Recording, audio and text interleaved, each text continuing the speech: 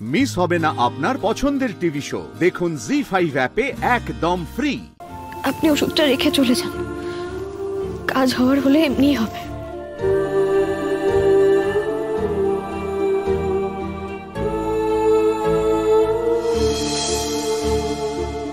রোগের সব থেকে বড় উপশম প্রিয়জনের উদ্বেগ, প্রিয়জনের যত্ন। কিন্তু আমি তো আপনার প্রিয়জনই নই।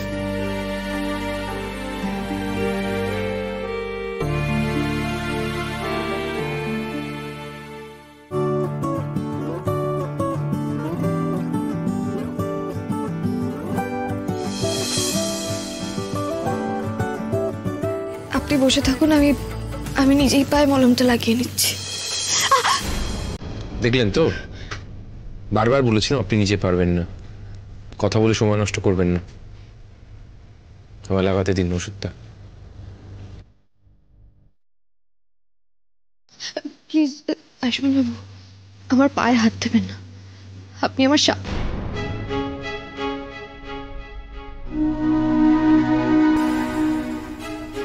আপনি আমার স্বামী।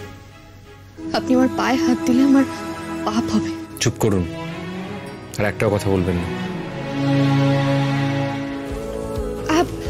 মা গো, লাগছে তো? হ্যাঁ জানি, আসলে অনেকটা পুড়ে গিয়েছে, একটু কষ্ট সহ্য করুন। চেষ্টা করছি যত আলতোভাবে ওষুধটা মাখানো যায়। আমার না খুব লজ্জা লাগছে, আপনি এভাবে আমার পায়ে। লজ্জা পাবার তো কিছু নেই অষ্টমী।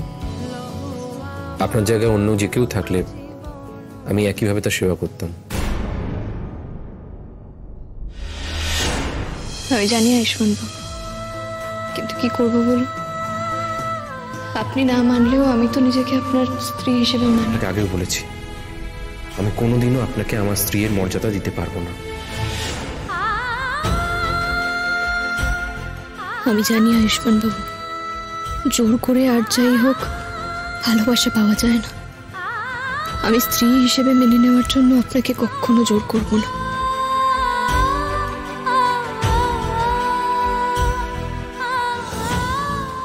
অযথা নিজেকে কষ্ট দেওয়া বন্ধ করুন অষ্টমী।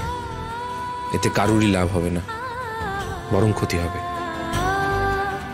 আমি তো কষ্ট পাচ্ছি, আর আপনিও নিশ্চয়ই। আপনি এখনো আমাকে ভুল বুঝছেন। আপনার এখনো মনে হয় যে আমি আপনাকে ঠকিয়েছি, আপনার সাথে ছল করেছি। এতদিন ধরে আপনার জন্য যা যা করেছি সেই সমস্তটা নাটক ছিল। চুপ করে থাকবেন না আয়ুষ্মান? কি করলে আপনি বুঝবেন বলুন তো যে আমি সত্যি আপনাকে ঠকাইনি, আমার হাতে কিছু ছিল না? চুপ করে থাকবেন না, উত্তর দিন আয়ুষ্মান বাবু।